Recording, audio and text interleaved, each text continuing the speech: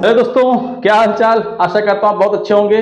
और हम चैप्टर 3 शुरू करने जा रहे हैं। इसका नाम है pair of linear equation in two variable. तो पहले चैप्टर के नाम पे बात करते हैं। पेयर पेयर का मतलब होता है दो जोड़ा। तो देखिए दो हमारे जोड़े बन रहे हैं, एक इक्वेशन ये हो गया, एक इक्वेशन हो गया। तो लीनियर इक्वेशन के दो जोड़े हो गए, ठीक है। तो बोला है टू वेरिएबल, यानी इसमें वेरिएबल दो होंगे, एक होगा x, दूसरा होगा y। पहले इक्वेशन में देखा आपने, दूसरा देखिए दूसरे इक्वेशन में ये x ये y। तो दो वेरिएबल हो गए और दो हो गए इसके पेयर, किसके, लीनियर इक्वेशन के, ठीक है ना। इसी को जनरल फॉर्म में इस तरह से देखिए लिखा जाता है a1x b1y plus c1 equal to 0। और दूसरे इक्वेशन के लिए देखिए a2x b2y plus c2 equal to 0। ये हमारे दो इसी इक्वेशन के जनरल फॉर्म हो गए। यहां तक क्लियर है। चलिए, तो अब हमारे पास जो मेथड बचा है वो ये है, ठीक है, क्योंकि दो मेथड और थे वो डिलीट हो चुके हैं एनसीईआरटी में। अब ये तीन मेथड पढ़ने आपको है, मेथड्स ऑफ सॉल्विंग इक्वेशंस। पहला मेथड क्या है, ग्राफिकल मेथड, ये पढ़ना है। दूसरा आपको सब्स्टिट्यूशन मेथड, ये पढ़ना है। और तीसरा आपका है एलिमिनेशन मेथड, ठीक है। तो इन तीनों मेथड को आपको पढ़ना है। तो चलिए हम पहला मेथड शुरू करते हैं, ग्राफिकल मेथड, नेक्स्ट पेज पे। चलिए, तो फर्स्ट मेथड मैंने आपको बताया था ग्राफिकल मेथड। तो देखिए हमने जो इक्वेशन लिया था पेयर ऑफ लीनियर इक्वेशन, ये दोनों हमने नोट कर लिया है। अब इसी को हम लोग सॉल्व करके ग्राफिकल मेथड को सीखेंगे, ठीक है ना। तो हमारे पास एक लाइन का एक बॉक्स बना लेंगे जिसमें हमें क्या चाहिए, x और y की दो वैल्यू चाहिए। किसी भी लाइन को खींचने के लिए हमारे पास अगर दो पॉइंट मिल जाए तो हम इसको ज्वाइन कर देंगे, लाइन हो जाएगी।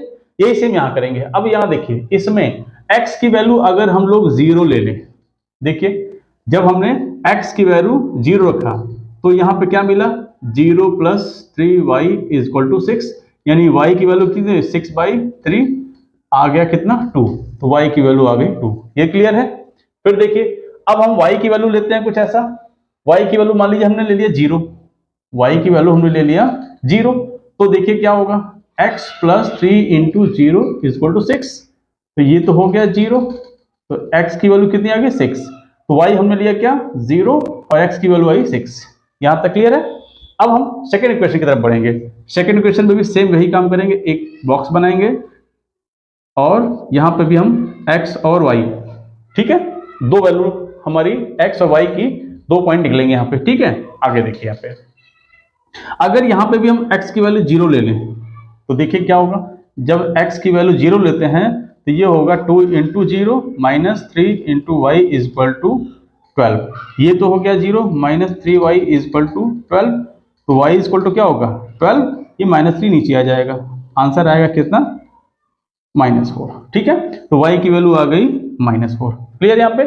अब क्या करते हैं, y की वैल्यू 0 ले लेते हैं। y की वैल्यू 0, तो देखिए 2x minus 3 into 0 equal to 12। ये हो गया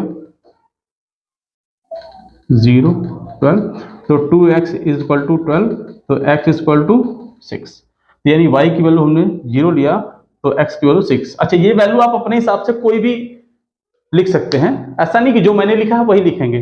कोई भी वैल्यू आपको, बस सोल्यूशन थोड़ा सा अच्छे से होना चाहिए। और जो ये नंबर आए, ये 6 4 -2 ये सब ना, ये इस पे दिखें। ये आपको एक स्कूल में जब एग्जाम देंगे बोर्ड में तो ग्राफ मिलेगा। अगर आप वैसे जनरली करना चाहें तो मेरे पास तो भाई इस समय ग्राफ यहाँ पे नहीं मिलेगा, क्योंकि बोर्ड पे ग्राफ चिपकाना आसान नहीं होगा। तो इसलिए हम इसको इस पे बता रहे हैं, बोर्ड पर ही देखिए ये सारी वैल्यू हम यहाँ पे पुट करेंगे। पहली वैल्यू क्या दी गई यहाँ पे 0 2, यानी x पर 0। x पर 0 कहां होता है, देखिए ये होता है 0। तो x पर 0 और y पर कितना 2, y पर y ये रहा ना, इस पे आ जाएगा। ये पॉइंट ऐसे कर देंगे। दूसरा पॉइंट क्या है, 6, x पर 6 है और y पर 0 है। तो x पर ये रहा 6 और y 0 क्या है, y इसमें तो 0 यही है, यही हो गया। तो ये हो गया हमारा दूसरा पॉइंट, ठीक है ना। अब हम क्या करेंगे, इसको ज्वाइंट कर देंगे, ठीक है ना। ये हो गया हमारी लाइन। ये कौन सी लाइन थी, ये लाइन थी। यहां लिख देंगे x plus 3y equal to 6, ठीक है। अब हम क्या करेंगे, इस इक्वेशन को यहाँ पे जो दो वैल्यू मिली है इसको वहां पे ढूंढने के, कहां पर है, देखिए 0 x की है और y की है -4। तो 0 तो ये रहा, y -4 y कहां, y नीचे -4 है, तो ये हो गया, ठीक है। और दूसरा क्या दिया है, x 6 है y 0 है। तो x पर 6 ये रहा, y 0 ये रहा, तो ये यही वैल्यू हो जाएगी। अब हम क्या करेंगे, इसको ज्वाइंट कर देंगे, इस दोनों वैल्यू को ज्वाइंट कर देंगे, ठीक है ना। जहां पे ये दोनों वैल्यू जो कट करेंगी वो उसका नाम क्या होगा, 6,0, ठीक है ना। ये कौन सी लाइन थी, थोड़ा सा लाइन तिरछी हो गई है, आप लोग समझ लीजिएगा। ये हमारी लाइन थी जिसका नाम है ये 2x - 3y = 12, इस लाइन को गया है। तो जहां पे ये कट किया वही हमारी x की वैल्यू ये 6 और y की वैल्यू ये 0, यही हमारा इस इक्वेशन का आंसर हुआ। जो हमने मेथड कौन सा लगाया था, ग्राफिकल मेथड। ऐसे ही आपको ग्राफिकल मेथड करना है, ठीक है। तो आगे जो नया इंट्रोडक्शन और भी इसके आगे है वो आपको मिलते हैं नेक्स्ट पेज पे। तो चलिए सब्स्टिट्यूशन मेथड शुरू करते हैं, ठीक है। सब्स्टिट्यूशन मेथड में आपके सामने एक इक्वेशन दिया गया है, ये है इक्वेशन फर्स्ट और ये है इक्वेशन सेकंड। इसको सॉल्व करने के लिए देखिए कैसे मेथड है, हम इसको अप्लाई करते हैं। तो हम क्या करते हैं, फ्रॉम इक्वेशन फर्स्ट पहला इक्वेशन ले लेंगे। पहला इक्वेशन क्या है हमारे पास, x + y = 14। तो कोई एक वैल्यू हम रोक लेते हैं, यहाँ पे x की वैल्यू इसे रोक दिया हमने, तो y प्लस उधर जाकर के माइनस हो जाएगा, 14 - y। ये हमारा जो बन गया इक्वेशन थर्ड, ठीक है। अब इक्वेशन थर्ड देखिए क्या करते हैं, इस इक्वेशन थर्ड से x की वैल्यू को 2 में पुट कर देते हैं। तो लिखते हैं put the value of x in equation 2 क्या है, ये इक्वेशन है, x - y = 4। यही x की वैल्यू यहाँ पे रख देंगे, ये थर्ड इक्वेशन से x की वैल्यू उठा के यहाँ रख देंगे। क्या है हमारा 14 - y और ये y = 4।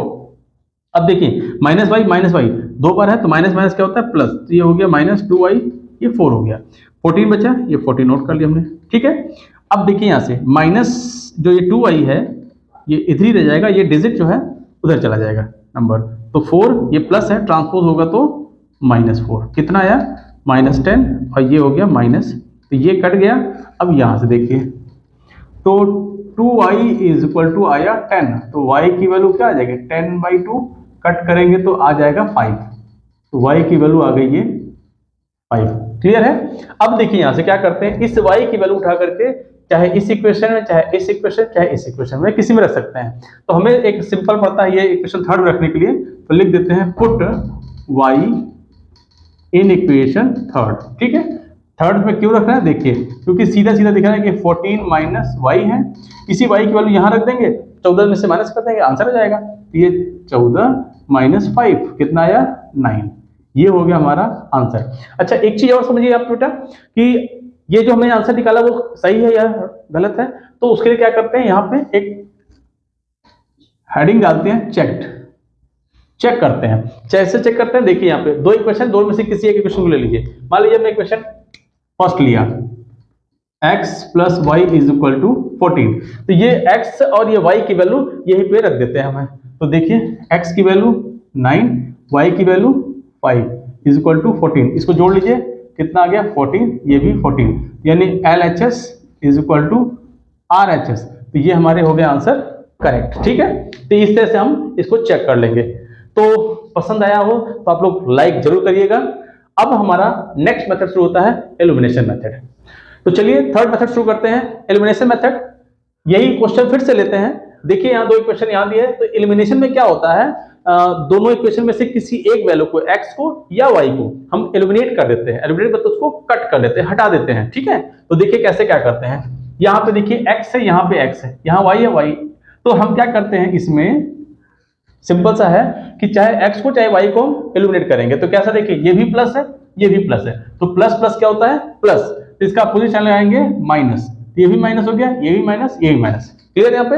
अब देखिए ये तो हो गया कैंसिल, और ये क्या हो गया, यहाँ पे जो आपको माइनस था ये माइनस क्या हो गया प्लस हो गया, तो इसको जोड़ लेंगे कितना हो जाएगा 2y, और 14 में से 4 घटाएंगे आएगा 10, तो देखिए y की वैल्यू कितनी आ गई 10/2 और 2 5 जा 10, ये हो गया y की वैल्यू, ठीक है।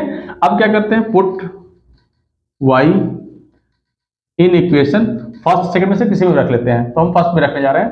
फर्स्ट इक्वेशन क्या है x + y = 14, तो x + y की वैल्यू 5 है, ये हो गया 14, तो x = 14, ये +5 ट्रांसपोज होगा तो -5, तो ये x की वैल्यू आ गई 9।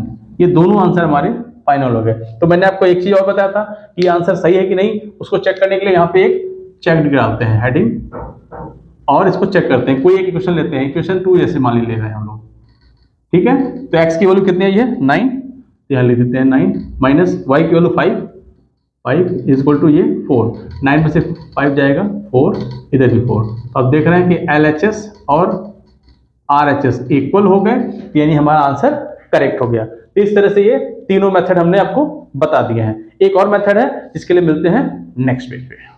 चलिए दोस्तों, आइए अब मैं दो इक्वेशन देखने के बाद आपको ये पता चलेगा, दो इक्वेशन देखने के बाद आपको ये पता चलेगा कि वो एग्जैक्टली वन सोल्यूशन होगा या वो एग्जैक्टली मैनी सोल्यूशन होगा या वो कोई सोल्यूशन नहीं होगा।